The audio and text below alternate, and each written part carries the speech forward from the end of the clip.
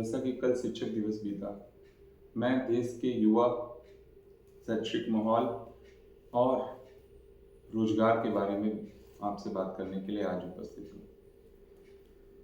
देश की युवाओं की स्थिति अगर देखी जाए तो आज जो मनोस्थिति है उसमें दो बातें सम्मिलित हैं। पहला तो युवा सामंजस्य स्थापित करना चाह रहा है अपनी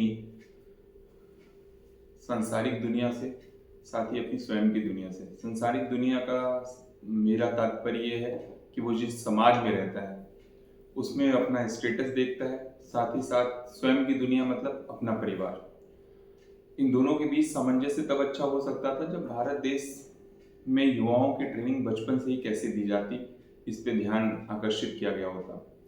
निश्चित तौर पे भारत की सरकार और पूर्ववर्ती सरकार ने समय समय पर प्रयत्न किए, लेकिन ये स्पष्ट है कि वर्तमान में जो सरकारी स्कूल हो या इवन प्राइवेटाइजेशन के बाद भी इतने सारे सीबीएसई आईसीएसई बोर्ड्स खुले हैं, जो लड़कों का बैकग्राउंड तैयार किया जा रहा है संभवतः वो परिपूर्ण नहीं है कि उनको एक ऐसी स्थिति में ले जाके पहुंचाया जाए जहां पर वो देश के लिए अपनी जुनून और अपनी काबिलियत से ऊपर उठ के कुछ नया कर सके। जब बचपन में आप पढ़ते हैं तो वहाँ मोरल साइंस की किताबें जरूर देखने को मिलती है, लेकिन उस मोरल साइंस का एहसास इसलिए नहीं टिक सकता आपके साथ बिकॉज अभी आपके साथ नई जनरेशन की दुनिया है, यानी मोबाइल आपके हाथ में है।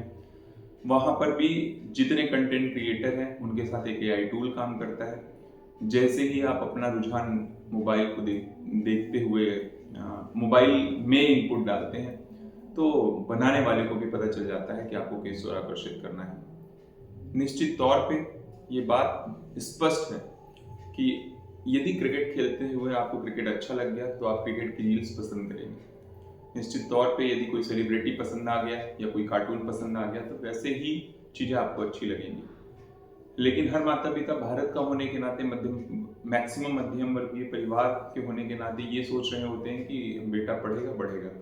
निश्चित है बदलाव आना चाहिए। यदि कोई अच्छी क्रिकेट खेलने की रुचि दिखाता है तो उसे क्रिकेटर बनाया जाना चाहिए, लेकिन उन दोनों के बीच का सामंजस्य क्या है? एक मिनिमम एक पठन पाठन भी जरूरी है और उससे भी ज़्यादा जरूरी है एक मिनिमल एटिकेट सिखाया जाना। मिनिमल एटिकेट का मतलब है एक सभ्यता जिस पे हमें नाज है, जिसका हम कहते हैं कि हम विश्वगुरु बनने की एक क्षमता रखते हैं, लेकिन उस विश्वगुरु में अगर युवा ही हमारा जो कल निकल के तैयार होगा विश्वगुरु के एज टीचर वो तैयार होगा, जब उसका स्वयं का विवेक है, उसका स्वयं का व्यवहार देश हित में नहीं होगा, समाज हित में नहीं होगा या वैश्विक हित में नहीं होगा तो कोई स्वीकार नहीं करेगा। लेकिन अब छोटी सी बातें कर ले, अगर आप शिक्षा में बहुत ही ज्यादा रुचि रखते हो तो शिक्षा का मूल उद्देश्य क्या है? शिक्षा का मूल उद्देश्य चरित्र निर्माण। लेकिन अभी युवाओं में बड़े होने पे इतनी सारी समस्याएं देखने को मिलती है, इतने विकार देखने को मिलते हैं कि आप प्रूव करने में लग गए हो कि हम स्वयं के लिए मुझे जीना चाहिए। पहली भावना तो यही है, यहीं पर पहला सीख है कि स्वयं के लिए जीना कभी भी आपको वैश्विक गुरु नहीं बना सकता। जैसे आप कहते हो एक ही लाइफ है, मस्ती होनी चाहिए। आप कहते हो एक ही लाइफ है, अगर इसमें सबका स्वाद नहीं लिया, मदिरापान नहीं किया, धूम्रपान नहीं किया तो फिर क्या मतलब रह गया जीवन का? आप जब सोचेंगे तो आपको पता चलेगा हम में से अधिकांश लोग अपने परिवार के बीच में रहते हैं। हम यूरोप की सभ्यता नहीं अपना सकते जहाँ पर मुझे स्वयं के लिए पलना है, बढ़ना है और बाद में अपनी एक लाइफ सेट करनी है। तो आप अध्ययन करने के दौरान जब देखेंगे कि मेरा परिवार केवल मेरा परिवार ना हो, मेरे समाज का कोई बच्चा छूट रहा हो, मेरे पड़ोसी के यहाँ का कोई लड़का ऐसा हो जो अध्ययन ना कर पा रहा हो, तो क्या मैं उसकी मदद कर सकता हूँ? अगर मैं तेज हूँ तो मैं उनको सिखा सकता हूँ। यदि मैं अगर आर्थिक रूप से अपने माता पिता से एक रिक्वेस्ट डाल सकता हूँ कि क्या उनके स्कूल को अगर ना बदला जाए तो उनकी ट्यूशन फीस में कोई कंट्रीब्यूशन हो सकता है। क्या हम ये साबित कर सकते हैं कि हम सब साथ में पढ़े। खेल के मैदान पे यदि आप खेल रहे हो, लेट से आपके पास एक बहुत अच्छा क्रिकेटर दिखता है आसपास और आपकी क्षमता वो नहीं है, तो क्या कभी उसके बर्थडे पे आप वो क्रिकेट किट है उन्हें दान दे सकते हो? क्या कोई चेस प्लेयर साथ में खोज सकते हो जो एक नया डी गुकेश जैसा खिलाड़ी पैदा कर सके? क्या कोई ऐसा व्यक्ति ला सकते हो जो बचपन से ही प्रखर वक्ता हो, बचपन से ही संस्कार के लिए जीता मरता हो? क्या कोई ऐसा व्यक्ति आप खोज सकते हो अपने साथ का सहपाठी जो ये इच्छा रखते हो, यह इच्छा रखता हो कि मैं आईएएस बनूं या ना बनूं, लेकिन आईएएस जैसा काम जीवन पर्यंत करता रहूंगा? अगर ऐसा माहौल होगा तो हम जब बड़े बड़े कॉलेज इंस्टीट्यूट में एल्यूमिनाई मीट जैसा देखते हैं, मेरे को लगता है हर व्यक्ति जब बड़े होने पर अपने गांव घर लौटेगा तो ऐसा माहौल निरंतर देखने को मिलेगा। मोबाइल की दुनिया से ऊपर उठना होगा। मोबाइल में बहुत अच्छे रील्स आ रहे हैं, बहुत अच्छे कंटेंट आ रहे हैं। मैं भी इसी मोबाइल के थ्रू एक कंटेंट आपके सामने रखना चाह रहा हूँ, लेकिन उसका फिल्टर तभी लगाया जा सकता है जब इतना अच्छा माहौल हो कि जिस तरीके से आपके पूजा के लिए सायं और प्रातःकालीन समय बनाए गए हैं, उसी तरीके से मोबाइल को एंटरटेनमेंट के लिए किस एज में देखना है, एकेडमिक अचीवमेंट के लिए, एकेडमिक एलिजिबिलिटी को होल्ड करने के लिए जो रास्ते बनाए गए हैं इस मोबाइल यूट्यूब या इंस्टा या कई सारे पेजेस के द्वारा, वो आप कैसे ले पाएंगे, कहाँ आप फिल्टर रखना है, इसके लिए शायद आपका पीयर ग्रुप यानी आपके सहपाठी ही योगदान दे सकते हैं। बातें तो बहुत है, एक छोटी सी बात, युवा अगर नहीं समझ सकता कि इस समाज में हमारी कितनी ज़रूरत है, अगर ये युवा नहीं समझ सकता कि हमारे शैक्षणिक जो माहौल हमें दिए जा रहे हैं, इसमें मेरा स्वयं का रोल कैसा हो सकता है, हम अपने गुरुओं के प्रति आदर कैसे रख सकते हैं, हम अपने माता पिता और कई सारी जिम्मेदारियों को यदि नहीं समझ पा रहे हैं, तो ये चिंतन का विषय है। आप आज बाढ़ जो ग्रस्त इलाके हैं उनको कभी यदा कदा आर्टिकल से पढ़िए, आपको पता चलेगा इस पूरी दुनिया में क्योस मचा हुआ है। इकोनॉमी चाहे हमारे सो कॉल्ड बहुत ही डेवलप्ड नेशन, उनका बार बार टैरिफ का बढ़ाया जाना और साथ ही साथ अन्य देशों से हमारा अगर तालमेल देखें तो वहाँ भी वैसे ही हम जूझ रहे हैं जैसे कभी कभी मध्यम वर्गीय परिवार आपके जीविकोपार्जन के अलावा सामाजिक किसी वैवाहिक समारोह में या अपने रिश्तेदारों के समारोह में ऐसे जूझ रहा होता है कि मैं जाने के बाद कैसे अपनी तरफ से दान दे पाऊंगा, कैसे मैं अपना स्टेटस मेंटेन कर पाऊंगा। तो वैसा ही हो रहा है कि आप भारत के लेवल पे अगर जाकर देखेंगे तो ये जो पूरा विश्व है वहाँ भारत अपने समकक्ष देशों के साथ जूझ रहा है। कहने को हम अन्य विभिन्न सम्मेलनों में अपनी अलग अलग तरीके से बात रखते हैं, विदेशी प्रवक्ता आके कुछ बता रहे होते हैं, लेकिन जब आप पढ़ लेते हैं तो आप खुद भी आकलन कर सकते हैं कि अब निश्चित ही यह बहुत चैलेंजिंग हो चुका है।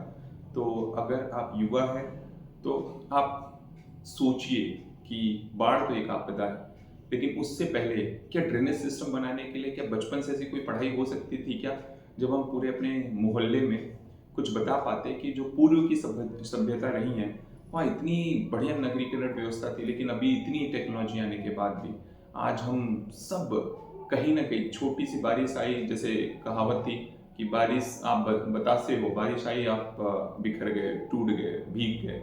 तो अगर इतनी मजबूत व्यवस्था आज की टेक वर्ल्ड में भी नहीं बन पा रही है तो ये चिंतन का विषय है। दूसरा जो शायद जिसका ये कॉन्सिक्वेंस है उसका नाम है क्लाइमेट चेंज। क्या हम अपने दिन के कार्यों को सायं तक अगर संभाल सके, परिपूर्ण कर सके, कंप्लीट कर सके, जिसे आंग्ल भाषा में कहते हैं, तो कितना उचित होगा।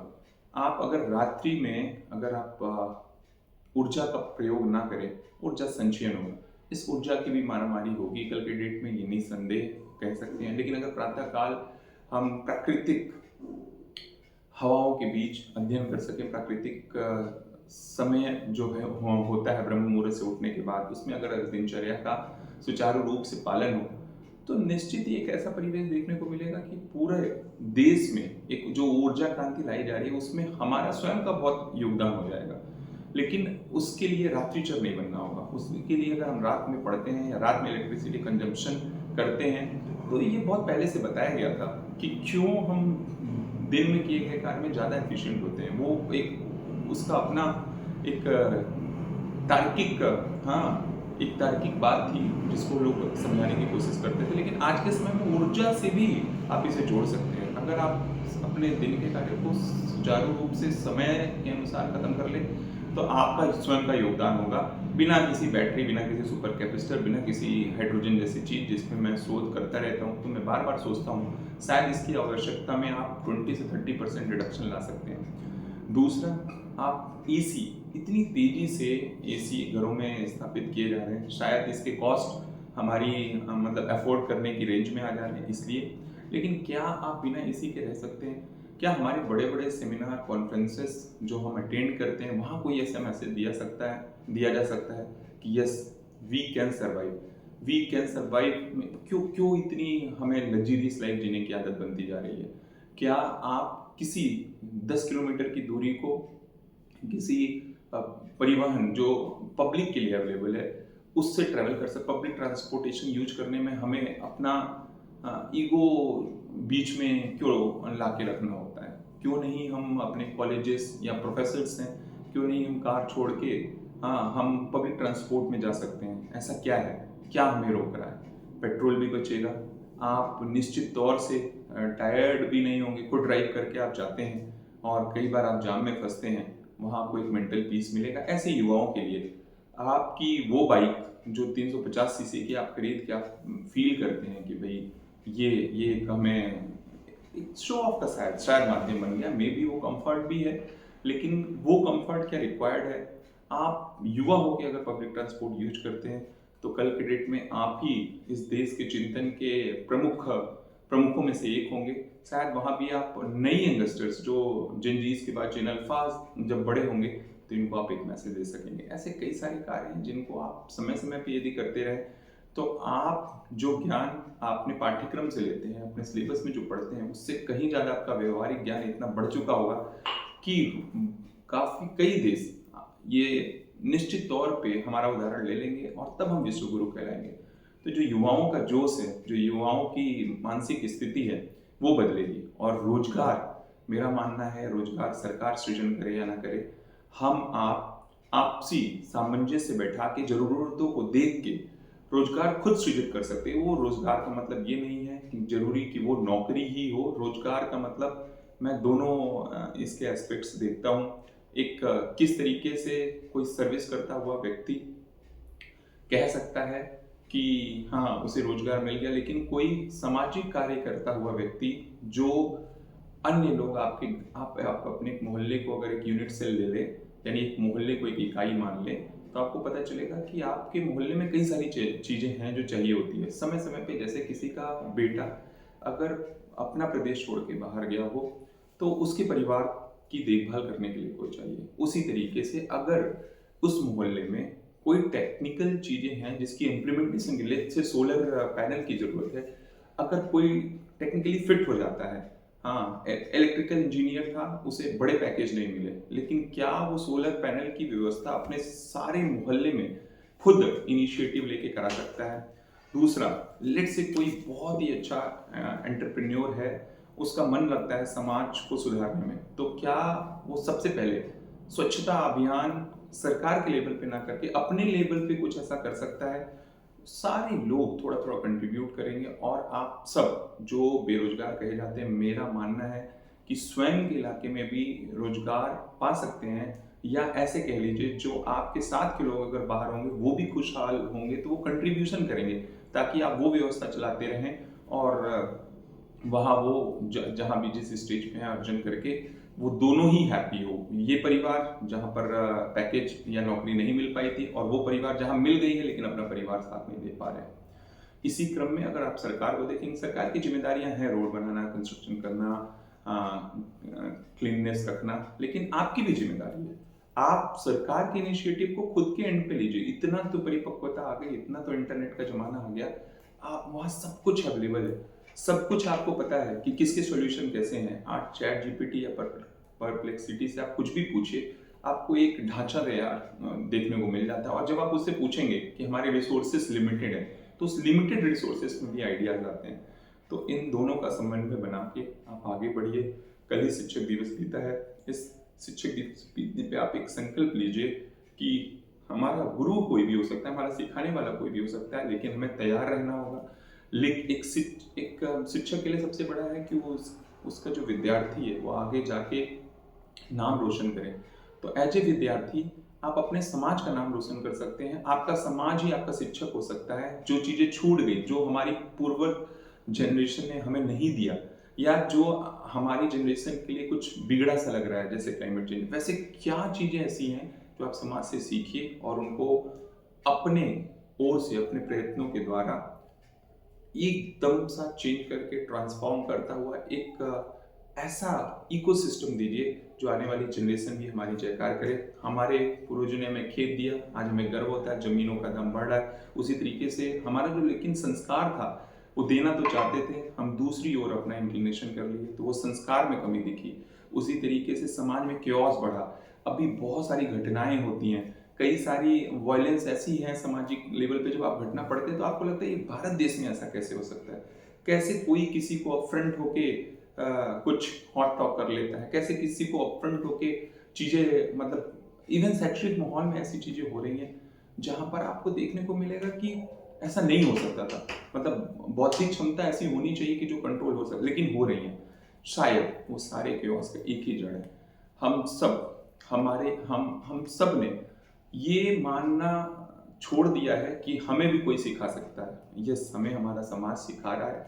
अभी तक जो भी हुआ उसे भूलिए, चेंज करिए, एक अच्छा दर्पण अपने लिए रखिए, अपने समाज के लिए रखिए, एक आदर्श बातें जो होनी चाहिए उसका खुद उदाहरण बनिए, खुद अपने समाज को बदलिए और विश्व को दिखाइए कि हम एनर्जी सस्टेनेबल एनवायरनमेंट भी क्रिएट कर सकते हैं, हम एक कल्चर भी क्रिएट कर सकते हैं, हम युवाओं को स्ट्रेंथ भी दे सकते हैं, हम हैप्पीनेस दे सकते हैं, साथ ही साथ ओवरऑल प्रॉस्पेरिटी देने का तरीका हमारे पास है और हम प्रॉस्पेरस बन के दिखाएंगे।